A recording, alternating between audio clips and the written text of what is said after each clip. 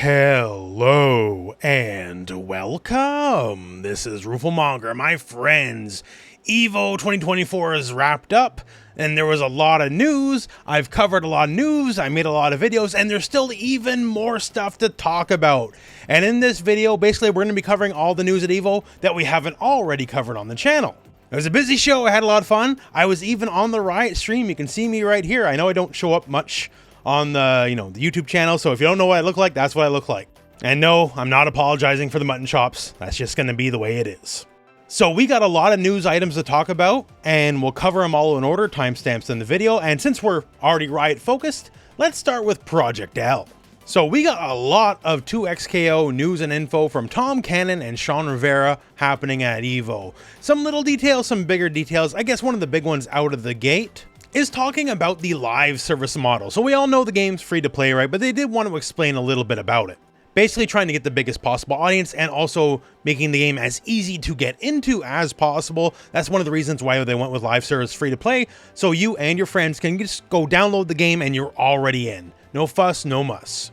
And they did stress, due to the nature of the model and the monetization, you never have to spend a dime to be the best player in the world, in their own words. So they're saying that as far as every character goes, you can, of course, naturally pay money for the characters because that's how the business works, right? But you can grind for everyone and you will be able to unlock everyone through a grind if you're willing to put in the hours and the time. So basically, if you're willing to put time into the game, you can get everything. Don't worry about it. And of course, if you want to save some time, you want to toss them a couple bucks for a character, or a skin or something, they ain't gonna stop you. And they gave us a first look at what would be a more premium skin, being Dynasty Ari. So skins, cosmetics, all that kind of stuff, that's definitely going to be the focus of the monetization of the game. You want your characters to look pretty? Well, spend a couple bucks and you'll have the prettiest character around. And they did stress all skins will at bare minimum have all 9 of the base colors, and also maybe some special colors you can earn through other means and make your character look extra special. And yes, there will be battle passes to, have various unlocks. There'll be things like stickers and stuff in game too, as well as all sorts of other cosmetics. That's kind of the industry standard. That's just how it's going to be, especially as a live service game. They also mentioned battle pass in the upcoming alpha lab, the beta test coming up next month in August. And I'm assuming that's going to be more just to test how things work. But basically, long story short, as a free-to-play game, it's going to be doing a lot of the free-to-play game stuff. And if you want to spend some money for some pretty stuff, you absolutely can. But otherwise, if you're just here to play the game, they will never gate you in any way, shape, or form. Which sounds perfectly reasonable, which is how they get people like me, because I'm probably going to buy every skin, because I'm a sucker like that. Another thing which was mentioned on social media before, but now on a larger stage.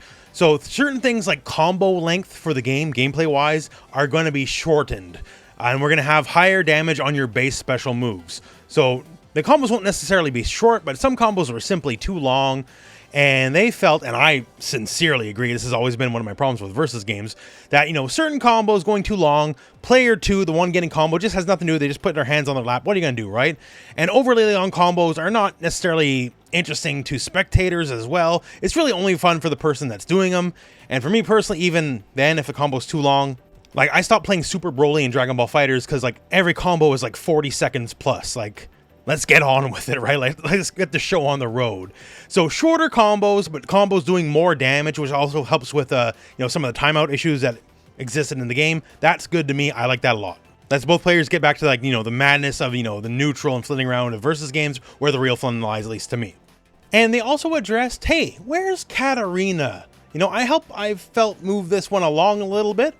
Because if you recall, Katarina was there in the very first quick, brief, couple second look at the game years ago, right? And never to be seen again. And basically, well, they addressed it. Is Katarina gone forever? No. But Katarina will not make it for the launch of the game, they stated directly. Basically, she was at a point where they needed to be remade. She was just a big bundle, a mess of mechanics, and it just wasn't working as far as positive game flow went. So the character will be around eventually. Sean saying specifically that, big fan of Katarina personally, right? So Katarina will be around eventually. She will return to 2XKO, just not at launch, so thus not really anytime soon. And much the same, where's Jinx? Now, unlike Katarina, Jinx has shown up in more proper trailers, right? There was no mystery to her being in the game, not just some ancient build. And Jinx, increasingly with the importance of Arcane, like one of the main faces of the League of Legends franchise. So, where on earth did she go? And sort of much the same as Katarina. Basically, it's just levels of quality. Jinx was not exactly where they wanted her to be, and especially with all the new Jinx fans and all that, with Arcane and all that, she was not felt that she would live up to expectations as Jinx and as a fighting game character, right? So she's still very much in the game, and she will make a re-debut at some point. Don't worry about that. And they didn't say it like they did explicitly for Katarina, so I'm assuming that she'll very much be the launch roster of the game. So basically, Jinx still there, just needs some polish. Now, for other announcements and reveals, Izuki from Under Night In-Birth 2 is showing up. We have a gameplay trailer and showing up early. She's the black monger, I'm the rooflemonger. I guess we're related, right? So, very wild, much more, for lack of a more eloquent term, much more anime than a lot of the other Under Night In-Birth characters. But as far as, fighting game character fare goes, she looks pretty nutso. And what's really cool, besides the fact that we have the trailer, is she's showing up ahead of schedule. Originally, Izuki was due sometime in August, and as of the time of me making this video, she is out tomorrow, July the 25th. And if you got the early version of Under Night In-Birth 2, just as a reminder, all the DLC characters will be free. And free is not a bad price for a DLC. And if not, you can get the Season Pass. Uni 2 is a pretty dang good game, so check it out. Also, we got some fun announcements in that Samurai Jack will be showing up to Multiversus. The content train for Multiversus does not stop. They just keep going with announcement after announcement after announcement, character after character after character, and that's a good thing to have, right? I know there is a lot of Samurai Jack, just like diehard fans out there that are super happy about this announcement, so that's just fantastic. I think it's actually a really cool get, They own a lot of licenses, right? You can get a lot of people. And not only that, we did have Samurai Jack, and that is cool, but we also have Beetlejuice coming to the game, which is great. We got the new movie, need that co-marketing synergy. Co-marketing synergy is the strongest force in the world. And hey, Wacko, don't think I don't see you there. And the brain in the background as well. So lots more fun Multiversus reveals to be had, I'm sure. Now, Granblue Fantasy Versus, we got quite a bit. Now, one of them, the next DLC character, we did know, they didn't announce it ahead of time. That is Versusia, who is our gigantic, multi-armed red lady. And we got a proper gameplay trailer, and I knew she was going to be big, but cheap parody myself, right? I see how big she is in game, like, oh, that's actually a really interesting character, because she's really big. And she will be out shortly, as she, along with the 1.50 patch, will be out in August. And we can see here, very interesting gameplay, lots of cool things, but Granblue Fantasy Versus Rising, they're like, no, we got a lot more announcements than just the next character.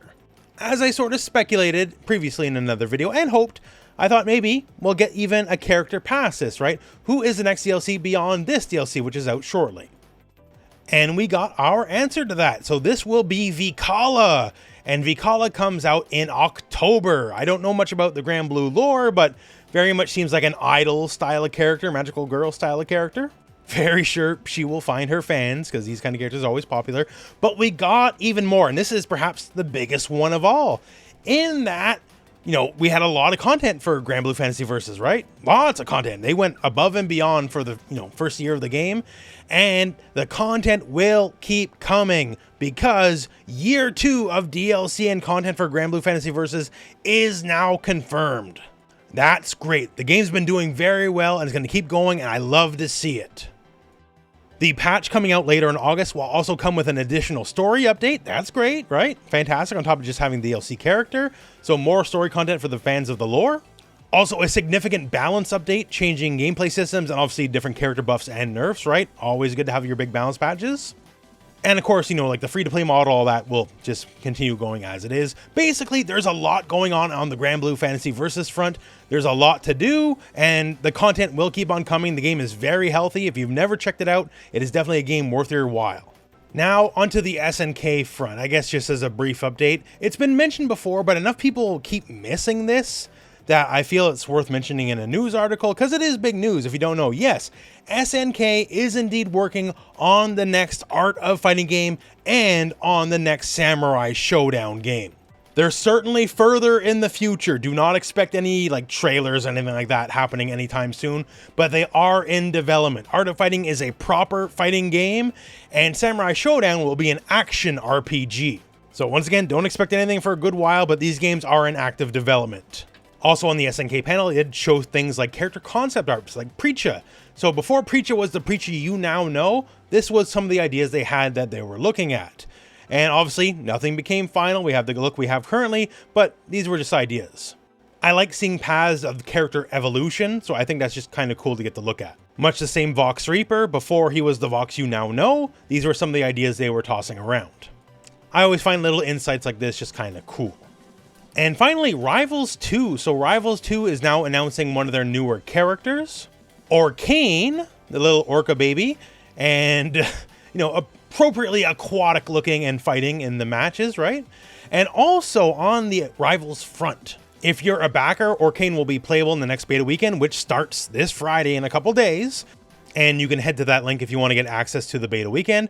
And also a statement for the game's proper launch, which I'm a big fan of. For Rivals 2, through the lifespan of the game, all new characters will always be free. There will be no paid character DLC, there will be no grinding needed. When a character comes out, you already got him. Really as simple as that. Now, of course, naturally, there will be other forms of monetization, especially like say in the terms of cosmetics. But when it comes to characters, you'll never have to pay a dime. You'll have the whole roster forever, immediately. And I like that. That's pretty cool. And that, my friends, is some of the news that we missed. So there was a lot of news on the weekend. We have a lot of videos covering all of the various, trailers, reveals, announcements, all that sort of stuff. Please check the channel over the last few days for the other news. And I myself, I had some appointments at Evo. I got some more videos coming for, a lot of the various games that you would expect. So please look forward to that. And other than that, I guess we can finally breathe. There's a lot coming. The future of fighting games is incredibly bright across so many games in this year, going in the next year. I love fighting games. I was so happy to be at Evo, and things are just awesome right now. Look forward to everything. But till then, my friends, that's the end of the video. So thank you very much for watching. Hope this video has found you well, and go out and play some fighting games.